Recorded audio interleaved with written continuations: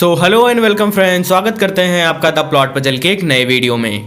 कहानी की शुरुआत होती है और हमें साउथ ईस्ट एशिया के घने जंगलों को दिखाया जाता है, जहां कुछ वर्कर्स पेड़ों की कटाई कर रहे थे। लेकिन तभी हैरी नाम के वर्कर को लगता है जैसे कोई उसे जंगल में देख रहा है, लेकिन वो इस बात को नज़रअंदाज करते हुए पेड़ों की कटाई जारी रखता है। लेकिन तभी उसे ऐसा लगता है जैसे किसी ने उसके साथी पर हमला कर दिया हो। अब घबराया हुआ हैरी अपने साथी को देखने जाता है, लेकिन वहां पर तो उसे अपने साथी की कटी हुई लाश मिलती है। अब इस भयानक दृश्य को देखकर हैरी बहुत डर जाता है और वहां से भागता है। लेकिन इसी बीच वो एक ट्रैप में फंस जाता है और उसकी जान जाते जाते बच जाती है। लेकिन अगले ही पल वो एक दूसरे ट्रैप में फंस जाता है और इस बार कुछ लोग जंगल से बाहर आते हैं और उस पर हमला कर उसे जान से मार देते हैं। इसके बाद कहानी आगे बढ़ती है और हमें दो कपल को दिखाया जाता है जो छुट्टियां बिताने इसी जंगल में आए हुए थे। यहाँ मैं आपको बताता चलूं कि सैम और रिची बहुत अच्छे दोस्त हैं और जैस्मिन और माया उन दोनों की पत्नियां हैं। यहाँ होटल में वो दोनों काफी बोर हो रहे थे, जिस पर रिची सैम से रिवर राफ्टिंग करने को बोलता है। अब इस बात को सुनकर सैम काफी एक्साइटेड हो जाता है और राफ्टिंग के लिए तैयार हो जाता है। लेकिन तब रिची उसे बताता है कि जिस नदी में हम राफ्टिंग करने वाले हैं वहां पर ढेर सारे सांप और मगरमच्छ हैं। लेकिन सैम तो राफ्टिंग के लिए इतना एक्साइटेड था कि वो इन बातों पर ध्यान ही नहीं देता। लेकिन अब उनकी बातें सुनकर जैस्मिन और माया राफ्टिंग पर जाने की जिद करने लगती है। और तब सैम रिची से पूछता है कि वो आखिर इतने पैसे कहां से ला रहा है। तब रिची उनसे कहता है कि उसने अपनी कंपनी को बेच दी है और अब उसके पास बहुत सारा पैसा आ गया है, जिससे वो सभी इस जंगल में काफी मस्ती करने वाले हैं। लेकिन ये बातें सुनकर सैम को कुछ ठीक नहीं लगता और वो रूम में आकर माया से कहता है कि रिची ने उसे बिना बताए उस कंपनी को बेच दिया, जबकि उस कंपनी को बनाने में मैंने भी काफी मेहनत की थी। लेकिन तब माया सैम को शांत करती है और उससे कहती है कि रिची तुम्हारा बहुत अच्छा दोस्त है और तुम्हें उसके बारे में ऐसा नहीं सोचना चाहिए। अगली सुबह होते ही वो चारों नदी के पास आ जाते हैं, जहां उनका गार्ड पहले से ही उनका इंतजार कर रहा था। यहां उनके आते ही वो गार्ड इन सबसे पूछता है कि क्या इन्हें नाव चलानी आती है। लेकिन अब तक उन सब ने कभी भी नाव नहीं चलाई होती, इसीलिए गार्ड उन्हें सेफ्टी जैकेट दे देता है और वो सभी छोटी नाव लेकर नदी में उतर जाते हैं। इसके बाद वो गाइड उन सबके फोन भी ले लेता है, क्योंकि इस एरिया में नेटवर्क भी नहीं था। लेकिन सैम उसे अपना फोन नहीं देता और उससे कहता है कि उसे अपने फोन की जरूरत है। इसके बाद गाइड बाकी फोन को एक वाटरप्रूफ बैग में डाल देता है और वो सभी अपने एडवेंचर पर निकल जाते हैं, जहां नदी में बहते हुए वो सभी नेचर की खूबसूरती एंजॉय ही कर रहे थे। और तब माया गाइड से पूछती है कि वो ये काम कब से कर रहा है, जिस पर गाइड जवाब देता है कि उसके दादा एक दिन रहस्यमय तरीके से इस जंगल में गायब हो गए और उन्हें जब ढूंढा गया तब उनकी बस हड्डियां ही मिली, जिससे साबित हो गया कि उनकी मौत हो चुकी है। लेकिन तब बाकी लोग उससे पूछते हैं कि आखिर उनके साथ क्या हुआ। तब गाइड उन्हें इस जंगल के काले राज के बारे में बताता है कि इस जंगल में जानवरों से ज्यादा खतरनाक इंसान है। वो उन्हें एक आदमखोर कबीले के बारे में बताता है कि वो पूरा कबीला नरभक्षी है और वो इंसानों को मारकर खा जाते हैं। लेकिन ये सारी बातें उन सबको मनगढ़ंत कहानियां लग रही थी। कुछ देर चलने के बाद वो सभी आराम करने रुक जाते हैं और अचानक जैस्मिन को उल्टी होने लगती है। रिची दौड़कर उसे देखने जाता है और उसे पता चलता है कि जैस्मिन तो प्रेग्नेंट है। हालांकि रिची इस बात से खुश नहीं लगता। अब ऐसा क्यों है ये आपको जल्द ही पता चल जाएगा। इसी बीच जंगल के दूसरे हिस्से में हम एक बाइकर को देखते हैं जो वहां पर ब्लॉग बना रहा था और वो दोनों सोशल मीडिया पर लाइव थे। यहाँ वो दोनों बड़ी रफ्तार में जंगल के अंदर बढ़ रहे थे कि तभी उस बाइकर का गला अचानक से कट जाता है। अपने साथी का कटा हुआ सिर देखकर उस लड़की के होश उड़ जाते हैं और वो घबराई हुई वहां से भागने लगती है। लेकिन इसी हड़बड़ी में वो एक गुफा के अंदर गिर जाती है। कुछ देर बाद वो गुफा में आग जलाती है और आसपास की चीजों को देखने लगती है, जहां उसे खून से बनी कुछ पेंटिंग्स भी दिखती है। अब इन सारी चीजों को देखकर वो इतना तो समझ गई थी कि यहाँ पर रुकना बिल्कुल भी सेफ नहीं है और इसीलिए वो यहाँ से भागने लगती है। लेकिन तभी वो देखती है कि उसके पीछे कोई अनजान आदमी खड़ा हुआ है, लेकिन अगले ही पल वो वहां से गायब हो जाता है। इधर वो लड़की बहुत डरी हुई थी, जिससे घबरा कर वो अपना फोन निकालती है और उसमें एक वीडियो रिकॉर्ड करने लगती है, जिसमें वो बताती है कि अगर किसी को भी यह फोन मिले तो वो यह मैसेज उसकी माँ तक पहुंचा दे। लेकिन तभी कोई उसके हस्बैंड का कटा हुआ सिर उसके सामने फेंकता है, जिसे देखकर वह और भी डर जाती है। लेकिन इस बार वो कुछ कर पाती उससे पहले ही एक आदिवासी उस पर हमला कर देता है और उसके सिर को धड़ से अलग कर देता है। वहीं दूसरी तरफ नदी के किनारे वो चारों दोस्त रुके हुए थे, जहां सैम अपना फोन ऑन करने की कोशिश कर रहा था, जबकि जैस्मिन तो उसे बात करने की कोशिश कर रही थी। वो सभी यहाँ पर काफी इंजॉय कर रहे थे, लेकिन कुछ देर में रात भी होने वाली थी, जिससे ये सभी अपना टेंट लगाने में लग जाते हैं।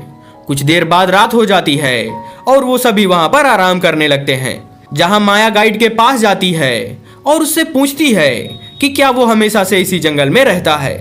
तब गाइड उसे बताता है कि ये तो उसका काम है और वो इस काम को इसलिए करता है ताकि वो एक दिन अपने दादाजी की मौत का कारण पता कर सके। यहाँ माया गाइड से पूछती है कि क्या उसकी शादी हो चुकी है, लेकिन तब गाइड हंसते हुए जवाब देता है कि वो पूरा दिन और पूरा रात इसी जंगल में रहता है और इसीलिए कोई भी लड़की उसके साथ शादी नहीं करना चाहती। यहाँ गाइड माया से उसके और रिची के बारे में पूछता है। तब माया उसे बताती है कि रिची उसके डैड की कंपनी में काम करता था। वहीं वो दोनों मिले और उन्होंने शादी कर ली। इसके बाद गाइड माया को बताता है कि उसके जंगल में आने का असल कारण उसके दादाजी हैं। इसके बाद माया को वो अपने दादाजी की फोटो दिखाता है, जो एक आर्कियोलॉजिस्ट थे। सालों पहले वो इसी जंगल में एक जंगली जनजाति के बारे में रिसर्च करने आए हुए थे, लेकिन अचानक से वो इसी जंगल में गायब हो गए और कुछ दिन बाद हमें बस उनकी हड्डियों के टुकड़े मिले। गाइड का मानना था कि उन्हें इन्हीं नरभक्षियों ने मार दिया और पकाकर खा गए। अब इस बात को सुनकर माया थोड़ी घबरा जाती है और गाइड से पूछती है कि क्या उसे सच में लगता है कि इस जंगल में इंसानों को खाने वाले आदिवासी हैं। जिस पर गाइड माया को एक डरावनी कहानी सुनाता है कि एक बार एक मजदूर ने उस कैनिबल को देख लिया था, लेकिन उन सभी नरभक्षियों ने उस पर हमला कर दिया और उसे मारने के बजाय वो सभी उसे अपने गुफा में ले गए और वहां सभी एक एक कर उसके शरीर के एक एक अंग को खाने लगे, क्योंकि उनके पास मांस को सुरक्षित रखने का कोई रास्ता नहीं था। इसीलिए वह एक इंसान को तब तक नहीं मारते जब तक वो उसे पूरी तरह से ना खा ले। लेकिन किसी तरह वो मजदूर उनसे बचने में कामयाब हो गया और नदी में कूद गया। बाहर आकर उसने अपनी कहानी सबको सुनाई, लेकिन किसी ने भी उसकी बातों पर विश्वास नहीं किया। हालांकि गाइड को यकीन था कि हो ना हो उसके दादाजी के साथ यही सारी चीजें हुई होंगी। कुछ देर बाद सैम वहां पर आ जाता है और वो गाइड की कहानी पर हंसते हुए कहता है कि ये सारी कहानी सिर्फ बच्चों को डराने के लिए काम आएंगी।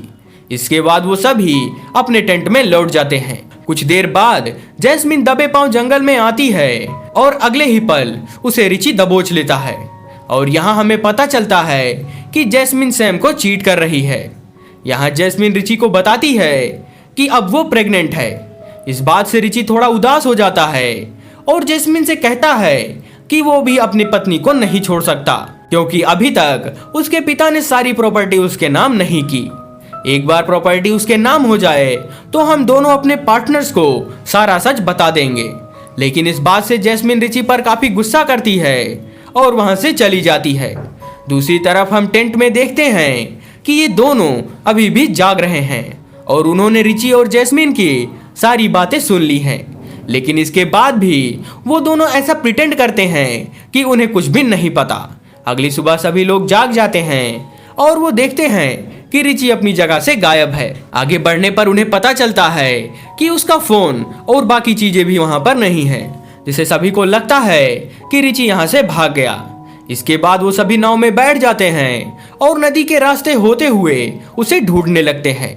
कुछ समय ढूंढने के बाद उन्हें रिची की नाव दिख जाती है और वो सभी उसे ढूंढने अंदर आ जाते हैं। वहीं दूसरी तरफ वो गाइड वहीं पीछे छूट गया था, जिससे जंगल से कुछ डरावनी आवाजें आने लगती हैं। उन आवाजों को सुनकर गाइड काफी घबरा जाता है और एक चाकू लेकर जंगल की तरफ बढ़ने लगता है, जहां अंदर आकर वो देखता है कि वहां पर उन सभी वर्कर्स के स्केयरक्रो बने हुए हैं जो स्टार्टिंग में जंगल की कटाई कर रहे थे। और उन्हीं सब में वो गाइड अपने दादाजी की टोपी भी देखता है जो बरसों पहले जंगल में खो गए थे। वो अपने दादाजी की टोपी देखकर काफी इमोशनल हो जाता है, लेकिन तभी एक आदिवासी उसके सामने आ जाता है जिसे देखकर वो गाइड वहां से भागता है और बोट लेकर भागने की कोशिश करता है। लेकिन तभी दूसरा आदिवासी पानी से बाहर आता है और उसके गले को काट देता है, जिससे अगले ही पल उसकी मौत हो जाती है। वहीं बाकी लोग एक रास्ते को फॉलो करते हुए एक गुफा तक आ गए थे, जहां गुफा के अंदर आते ही उन्हें उसी बाइकर का हेलमेट मिलता है जो बचने के लिए इस गुफा में आई थी। लेकिन तभी रिची बाहर कूदकर उन्हें डरा देता है, लेकिन उसके इस मजाक से बाकी लोग काफी गुस्सा करते हैं। तब रिची उन्हें बताता है कि वो यहाँ एक जरूरी काम से आया हुआ था, लेकिन फिर भी सभी लोग उसकी बात नहीं सुनते और गाइड के पास वापस आने लगते हैं, जहाँ रास्ते में सैम और रिची में बहस हो जाती है। और तब सैम रिची को बता देता है कि वह उसके और सिमरन के अफेयर के बारे में जानता है। अब इस बात को जानकर रिची को काफी बुरा लगता है, लेकिन वो फिर भी सैम के साथ आगे बढ़ता रहता है। बोट के पास आकर वो सभी देखते हैं कि गाइड वहां से गायब है। यहाँ उन्हें लगता है कि वो गाइड यहाँ से भाग गया, जिससे वो सभी बोट लेकर आगे बढ़ने की कोशिश करते हैं। कुछ देर आगे आने पर उन्हें गाइड की नाव मिल जाती है, जिससे वो सभी दोबारा उसे जंगल में ढूंढने आ जाते हैं। कुछ दूर आते ही उन्हें एक बर्तन दिखता है जिसमें गाइड का कटा हुआ सिर उबल रहा था। अब इस भयानक मंजर को देखकर वह सभी बहुत डर जाते हैं और घबराकर वहां से भागने लगते हैं। लेकिन तभी वही भयानक जनजाति उन पर हमला कर देती है, लेकिन वो सब भी अपनी जान बचाने के लिए उनमें से एक को मार देते हैं और जंगल के अंदर भागने लगते हैं। लेकिन अब अपने साथी की मौत से वह सभी जंगली बहुत ज्यादा गुस्से में आ गए थे और उनमें से एक नरभक्षी अपने मरे हुए साथी का दिल बाहर निकाल लेता है और उसे खा जाता है। इसके बाद वो उन सब के पीछे लग जाता है। इधर वो सभी भागते हुए जंगल के अंदर आ गए थे, जहां रास्ते में सैम रिची को थैंक्स बोलता है क्योंकि उसने ही इस पूरी ट्रिप का खर्चा उठाया था। लेकिन रिची उसे कुछ भी नहीं बोलता। अब तक माया को भी ये बात पता चल गई थी कि सैम ये सारी बात जान चुका है कि उसके हस्बैंड का सैम की बीवी के साथ अफेयर है। खैर कुछ देर बाद रात हो जाती है और वो सभी एक सेफ जगह पर रुक जाते हैं। यहाँ माया जंगल से कुछ फल ढूंढ कर लाती है और वो सभी उसे खाने लगते हैं। खाते हुए माया उन सबको बताती है कि गाइड ने उसे बताया था कि वो जंगली नरभक्षी हम सबको एक एक करके मारेंगे ताकि वो सभी हमें ज्यादा समय तक खा पाएं। यहाँ वो सभी बहुत ज्यादा डरे हुए थे, तो सैम डिसाइड करता है कि जब सभी लोग सोएंगे तब एक आदमी जागकर पहरा देगा ताकि बाकी लोग उन जंगलियों से सुरक्षित रहें। इसके बाद सभी लोग सो जाते हैं और रिची पहरेदारी में लग जाता है। लेकिन तभी उसके पास माया आती है और उसे खाने के लिए कुछ फल देती है, लेकिन वो उन फलों को नहीं खाता। इसके बाद माया उसे बताती है कि अगर वो सभी नदी के किनारे से आगे बढ़ते रहें तो वो सभी बच जाएंगे। लेकिन अब रिची उनसे कहता है कि हम सब यहाँ पर मारे जाएंगे क्योंकि जैस्मिन प्रेग्नेंट है और वो ज्यादा तेज नहीं दौड़ सकती। यहाँ वो दोनों बातें करते हुए बहुत ज्यादा इमोशनल हो जाते हैं और वहीं पर सो जाते हैं। उसी रात सैम पहरा देने के लिए जागता है, लेकिन उसे बहुत ज्यादा मच्छर काट रहे थे, जिससे बचने के लिए वो अपनी पूरी बॉडी पर कीचड़ लपेट लेता है। लेकिन तभी वो एक भयानक आदिवासी को देखता है जो उसका पीछा करते हुए वहां पर आ गया था। यहाँ सैम बड़ी चालाकी से उस आदमखोर पर हमला कर देता है और उन दोनों में भयानक लड़ाई होने लगती है। अब उस आवाज को सुनकर रिची भी वहां आ जाता है और वो दोनों उस आदिवासी पर हमला कर देते हैं। इसी बीच उसके हाथ में चोट लग जाती है और वो चट्टान से फिसलकर नीचे गिर जाता है। कुछ देर बाद सैम को होश आता है और वो बड़ी मुश्किलों के साथ ऊपर चढ़कर देखता है तो उसे पता चलता है कि उन भयानक आदमखोरों ने उनके सभी साथियों को पकड़ रखा है। वो उसे बचाने की कोशिश करता है, लेकिन जल्दी उसे पता चल जाता है कि वो ऐसा नहीं कर सकता। कुछ देर बाद आदिवासी का एक पूरा झुंड सैम को घेर लेता है और एक छोटा बच्चा रिची पर हमला कर उसे जान से मार देता है। इसके बाद वो सभी कैनिबल उसके शरीर को पकाने लगते हैं और उसे पकाकर खाने लगते हैं। अगली सुबह वो दोनों लड़कियां जागती हैं और देखती हैं कि सैम खून से लथपथ है। अब उसकी ऐसी हालत देखकर वो दोनों रिची के बारे में पूछती हैं तो वह उनसे झूठ बोलता है कि वो मदद लेने चला गया है, लेकिन उन्हें सैम की बातों पर विश्वास नहीं होता। लेकिन अब उनके पास कोई और रास्ता नहीं था। इसके बाद वो सभी वहां से जाने लगते हैं। लेकिन तभी जैस्मिन एक गड्ढे में गिर जाती है और अंदर बना ट्रैप उसके सीने के आर पार हो जाता है। यहाँ जैस्मिन दर्द से चिल्ला रही थी, जिससे सैम पेड़ की बड़ी टहनी को तोड़ता है और बड़ी सावधानी से माया को उस गड्ढे के अंदर भेज देता है। माया जैस्मिन को बाहर निकालने की बहुत कोशिश करती है और काफी मुश्किलों के बाद वो दोनों ऊपर आ जाते हैं। यहाँ वो सभी बहुत डरे हुए थे और वहां से भागते हुए किनारे तक आ जाते हैं। लेकिन अब उनके पास बचने का कोई रास्ता नहीं था, जिससे वो सभी नदी में कूद जाते हैं। कुछ दूर चलने के बाद उन्हें अपनी बोट दिख जाती है। वो सभी आगे बढ़े ही थे कि तभी सैम को खतरे का एहसास होता है और वो बिना कुछ सोचे अपने फोन में एक वीडियो को रिकॉर्ड करता है और बड़ी सावधानी से उसे एक पेड़ के पास छुपा देता है और उस वीडियो को प्ले कर देता है। अब वीडियो के प्ले होते ही आदिवासी को लगता है कि वहां पर कोई इंसान है। इस मौके का फायदा उठाकर सैम उस पर हमला कर देता है, लेकिन वो नरभक्षी बहुत ज्यादा ताकतवर था और वो सैम का गला घोटकर अब सैम को मारने के बाद वो कैनिबल उन दोनों लड़कियों की ओर बढ़ता है। लेकिन आखिरी समय में सैम खुद को रस्सी से आजाद कर लेता है और पानी में कूदकर उस शिकारी कैनिबल का गला काट देता है, जिससे वो आदिवासी वहीं पर मारा जाता है। इसके बाद वह उन दोनों लड़कियों को वहां से भागने को बोलता है और खुद अकेले ही उन जनजाति से भिड़ जाता है। लेकिन वो अकेला कब तक उन सब का मुकाबला कर सकता है और आखिर में वो दरिंदे उसे मार देते हैं। काफी दूर चलने के बाद वो लड़कियां एक किनारे पर आ जाती हैं, जहां उन्हें 2 टूरिस्ट भी मिल जाते हैं। वो सभी उन दोनों को बचा लेते हैं और इसी के साथ इस सर्वाइवल मूवी की एंडिंग हो जाती है। If you like the video then please subscribe.